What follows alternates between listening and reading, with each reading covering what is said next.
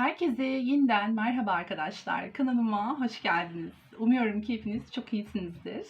Sağlığınız ve keyfiniz yerindedir.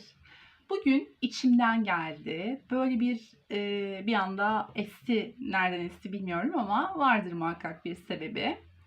Aklınızdaki kişiyle ilgili anın enerjisi açılımı yapacağız. Anın enerjisinde neler oluyor bakalım. İyi seyirler.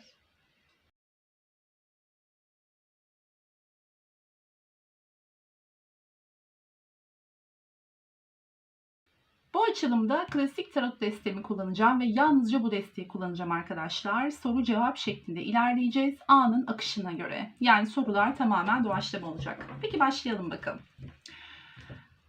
Bu açılımı dinleyen arkadaşlarım için evrenden gelen mesajları almaya ve buna kanal olmaya niyet ediyorum. Bakalım anın enerjisinde aklınızdaki kişi ne durumdaymış? Önce soralım bakalım. Ne durumdasın?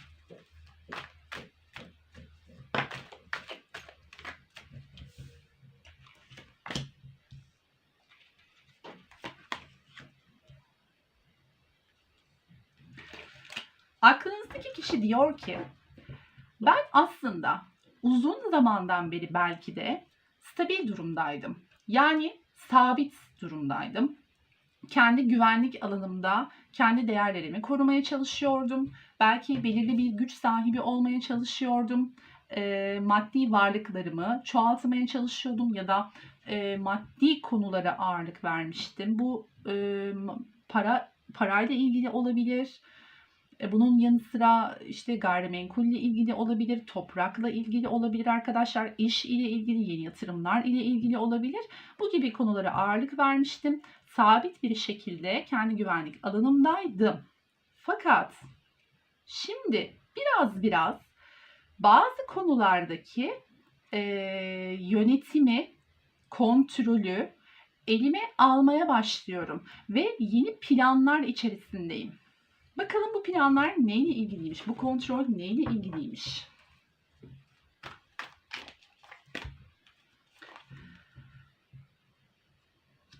Para kralı ve para kraliçesi geldi arkadaşlar. Burası da çok manidar.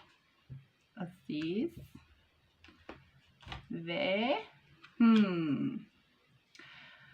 hayatımda bir şeyleri bir üst basamağa çıkarmak, bulunduğu pozisyonu olabilir, işiyle ilgili bir yükseliş olabilir. Burada arkadaşlar ben daha çok yani böyle maddi varlıklar ya da iş ile ilgili konuların üzerine bu şekilde konuştuğunu düşünüyorum. Yani bir para kralı ve para kraliçesi çıktı bakın burada. Evet ben gerçekten olabileceğim en iyi versiyona gelmek için ve kural koyucu kişi olmak için, yani bu dediğim gibi işle de ilgili olabilir, iş hayatı ya da aile düzeni içerisinde bir otoriteyi eline almak da olabilir. Aynı zamanda aziz kartı, yani sorumlulukları üzerine almak, sorumlulukların farkında olmak, sözünü geçirmek, belki otoritesini güçlendirmek ve dediğim gibi bir konuda bu ağırlıklı olarak işte maddiyat ve iş konuları demiştik. Tabii daha detaylı bakacağız. Bir mertebe yukarıya çıkabilmek için bir atak yapmam gerektiğini düşündüm ve biraz artık harekete geçip planlarımı yapmaya başladım diyor. Peki, sizinle ilgili konuya geçelim. Sizinle ilgili acaba ne durumda şu anda? Düşünceleri, ne düşünüyor mesela sizinle ilgili şu anda?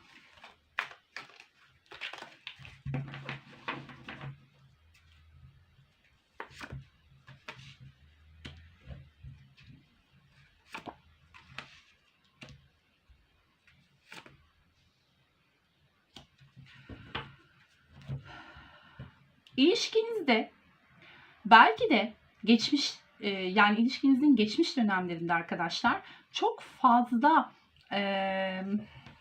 sıkıntı yaşamış olabilirsiniz. Mesela aranızda çatışmalar olmuş olabilir. Bazı fikir ayrılıkları, bazı inatlaşmalar, ego savaşları olmuş olabilir. Biraz ego ile ilgili olduğunu düşünüyorum. Değnek kartları biraz fazla geldi çünkü bu kısımda. Bununla ilgili kendini birazcık böyle geriye çektiğini, Belki işte hem bunlarla, bu az önce bahsettiğim şeylerle ilgilenmek için biraz daha oraya zaman ayırmak, ağırlık vermek için belki biraz kendini korumaya aldığını, ilişki konusunda, yani sizinle ilgili konuda, yani herhangi ilişkiyle ilgili şu anda herhangi bir adım atacak ya da yeni bir atak yapacak, yeni bir nasıl diyelim, planlamaya girecek durumda olmadığından bahsediyor burada. Belki de bunu yapmamak için kendiyle savaşan, kendiyle çatışan bir kişi var burada arkadaşlar. Bunun için direnen, bu savaşı kendiyle ilgili olarak da alabiliriz. Ama burada hani bunu yapmamak için kendiyle direniyor da olabilir. Ya da gerçekten az önce bahsettiğim sebeplerden dolayı da ilişkiye ağırlık verip de onunla ilgili herhangi bir plan, proje ya da adım atamıyor olabilir şeklinde yorumlayabiliriz arkadaşlar. Peki şunu soralım. Bu benim az önce ihtimallere ayırdığım durumu bir kesinleştirelim.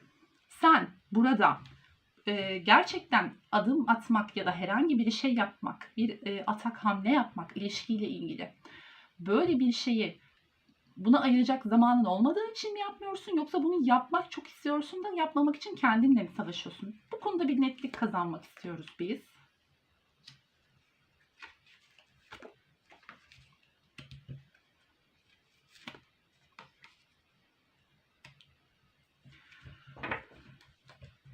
Diyor ki arkadaşlar aklınızdaki kişi, ben bu az önce ilk bahsettiğim işte hayatıyla ilgili bir konuda bir basamak yükselmek dedik ya hani, ya da bir şeyleri değiştirmek, yani maddi ya da işte varlık konusunda bir şeyleri, belki statü konusunda, belki kariyer konusunda, bilmiyorum artık. Bunu kendinize göre alın lütfen. Bununla ilgili konularda zaten başarı kazanmak için biraz arkama döndüm. Yani size soğuk davranıyorsa ya da hiç iletişiminiz yoksa, sizden gittiyse, arkasını döndüyse, tüm emeklerine rağmen, tüm yaşanmışlıklara rağmen arkasını dönüp daha riskli, daha bilinmez bir şeye doğru gittiyse, sebebinin bu olduğunu söylüyor arkadaşlar. Ve bir belirsizlik içinde olduğunu, yani bir karamsarlık içinde olduğunu bu konuda, nasıl diyelim, belki bazı şüphelerinin olduğundan bahsediyor. Yani bu şüphelerin neyle ilgili olduğunu soracağım.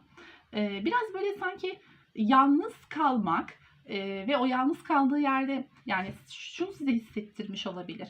Yalnız kalmak istediğini, sizi terk ettiğini ya da arkasını size döndüğünü, sizinle ilgili konularda çekimser kaldığını, eylemsiz kaldığını ve orada iyi olduğunu hissettirmiş olabilir. Ya da siz böyle düşünüyor olabilirsiniz arkadaşlar.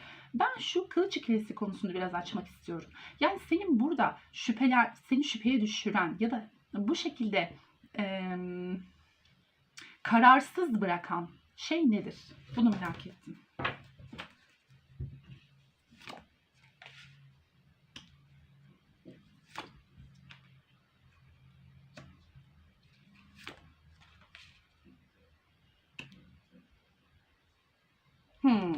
Anladım. Şimdi size az önce demiştim ya şurada arkadaşlar.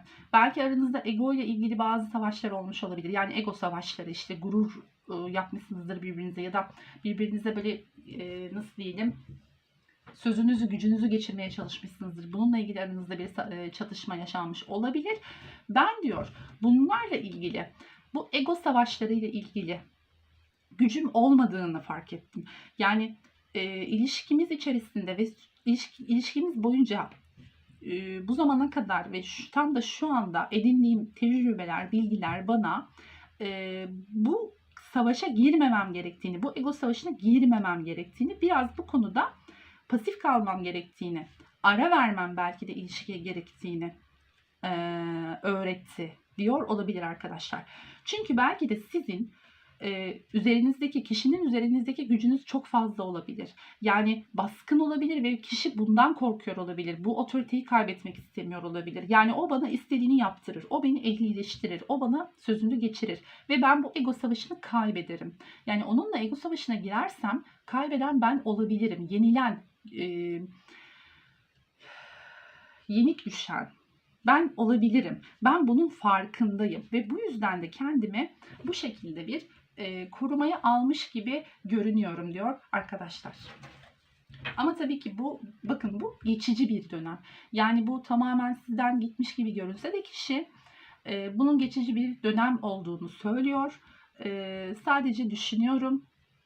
Şurada da bir değnek ikilisi gelmişti. Evet, bazı konularda plan yapıyorum kendi hayatımla ilgili, fakat ilişkiyle de ilgili bir hareketsizlik içerisindeyim. Fakat sanma ki tamamen bitirdim ya da sanma ki tamamen arkamı döndüm. Şurada da bir kupa sekizlisi vardı. Bunun sebebi benim gerçekten hem sağlıklı düşünebilmem hem de ortalığın biraz diye taşıması, bu konuyla ilgili bir karara varmam, şuradaki kararsızlığımın belki ortadan kalkması gibi konularda bir böyle kendimi inzivaya çektim, dinleniyorum şeklinde de anlayabiliriz. Peki bu hareketsizlik ne kadar devam edecek? Yani nereye kadar, hani diyorsun tamam arkamı döndüm ama seni tamamen terk etmedim. Yani konuyu tamamen kapattığına dair hiçbir kart yok burada arkadaşlar. Onu size söyleyeyim. Şurada bir ara verme durumu var ilişkiye. Ben bunun ne kadar süreceğini merak ediyorum. Tamam, sebebini anladık. Peki bu ne kadar devam edecek?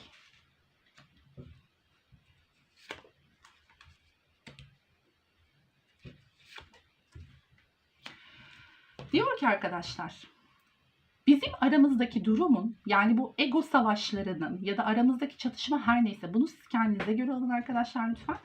Ben bu durumun tamamen değişip dönüşmesini bekliyorum diyor. Yani o zannediyor ki, şöyle düşünüyor kafasına göre. Ben böyle sabit kalırsam, sessiz kalırsam, eylemsiz kalırsam bu durum kendi kendine toparlanır.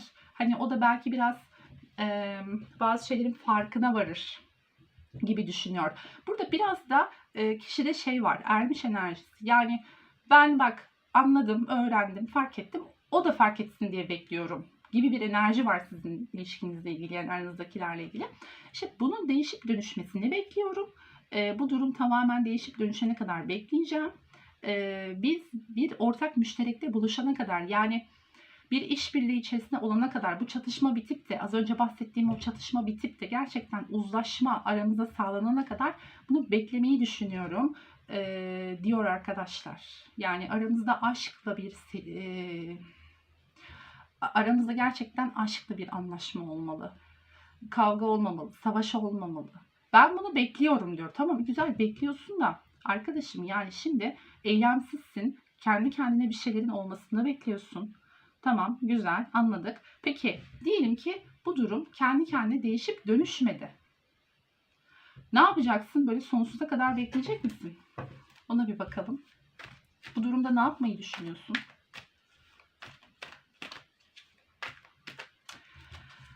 Ah ah. Ne yapacağız bunları bilmiyorum. Vallahi bekleyeceğim diyor arkadaşlar. Yani burada bir yavaşlama var. Şöyle söyleyeyim. Bu durum iyileşmezse çekip giderim, tamamen bitiririm de demiyor. Ben diyor eminim diyor. Bu durum değişecek. Ben bunu bekliyorum diyor. Sabırla bekliyorum diyor. Allah Allah. Çok ilginç gerçekten.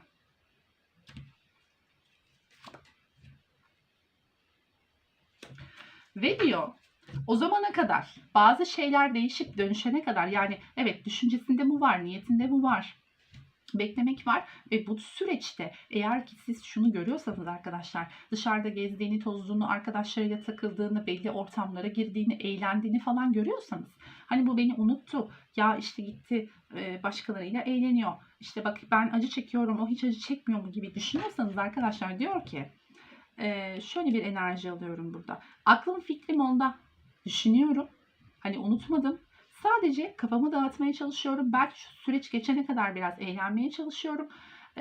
Arkadaşlarımla, dostlarımla vakit geçirmeye çalışıyorum. Bekliyorum, bu süreçte de mutlaka bir şeylerin değişeceği konusunda eminim. Ama hani kalbime, bağrıma taş basar, beklerim kafasında aklınızdaki kişi arkadaşlar. Onu söyleyeyim size. Yani çok sevsem de duygularımı birazcık dondurup böyle içime atıp gömüp bekleyeceğim. Yani sabırla bekleyeceğim diyor. Peki şunu soracağım. Nasıl bu kadar emin olabiliyorsun eylem yapmadan, harekete geçmeden bir şeylerin kendi kendine değişip dönüşeceğine? Bunun bu kadar emin olmanın sebebi nedir? Sana bunu hissettiren şey ne? Bunu merak ediyorum.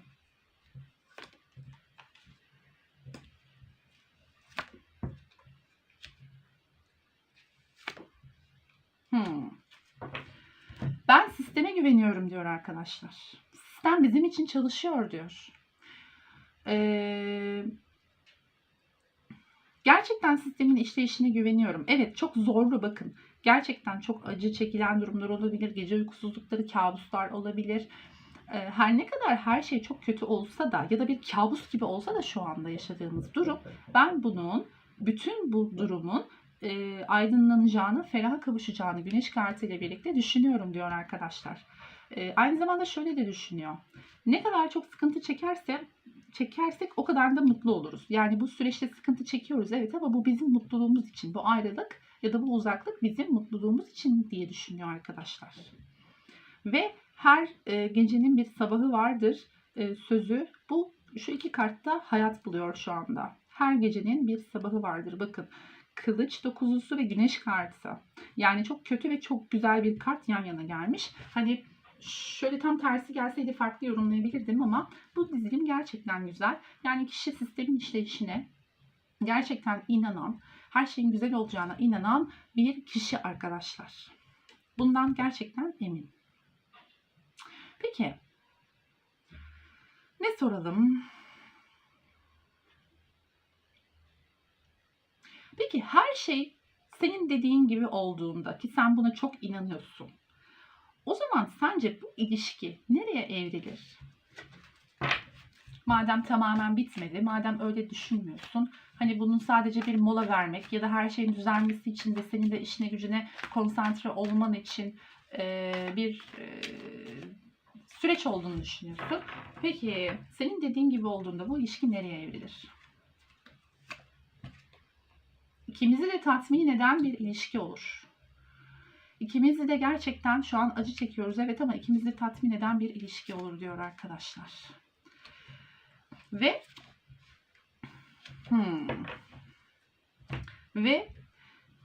eskisinden bile belki de daha güzel, daha eskiden yaşadığımız, yani o aranızda ne yaşandıysa arkadaşlar, gerçekten bu arada eskiye duyulan bir özlem de var. Ve diyor ki eskisinden bile daha güzel bir ilişkiye doğru biz yol alırız. Yeni bir ilişkiye yol alırız. Zıtlıkların uyumuyla. Yani şimdi şu anda çatışıyoruz. Belki aramızda zıtlıklar var. Bu yüzden çatışıyoruz. Ego savaşı da olabilir. Bazı farklılıklardan dolayı da çatışmış olabilirsiniz. Yani diyor ki bu zıtlıklardan şu anda çatışıyoruz ama günü geldiğinde, zamanı geldiğinde o zıtlıkları birleştirip bir uyum içerisinde olacağız. Zaten burada bir paraşüt de gelmişti. Hani o uyumu yakalamak birlikte, işbirliği içerisinde bir şeyleri iyileştirmekten bahsediyordu. İşte burada da diyor ki işte o uyumu, bakın buradaki bu sfenkslere baktığımda zıtlıkları birleştirip uyumlu hale getirip eskisinden bile daha güzel bir ilişki yaşayabiliriz diyor arkadaşlar. Buna olan inancı çok yüksek ve bu bizi iki tarafı tatmin edecek bir hareket gibi görünüyor. Peki, karşı taraf böyle düşünüyor. Peki bu süreçte siz ne yapmalısınız? Doğru mu düşünüyor acaba karşı taraf? Gerçekten zamana mı ihtiyacı var bazı şeylerinin düzelmesi için? Buna bakalım.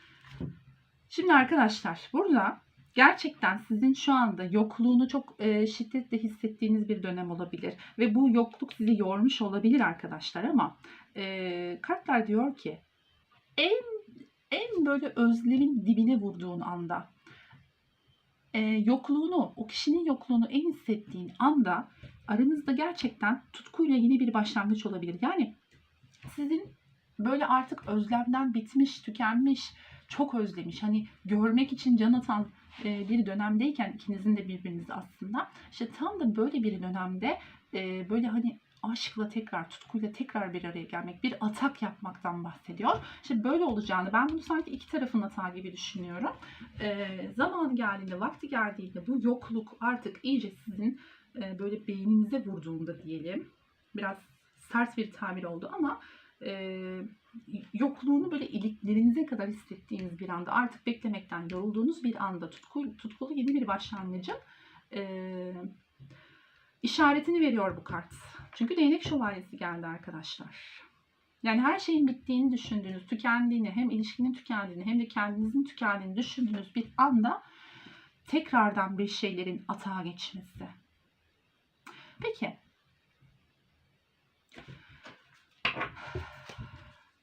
Evrenden bu konuda mesajlar alalım. Tavsiyeler alalım. Bu konuda ne tavsiye edilir evren tarafından size?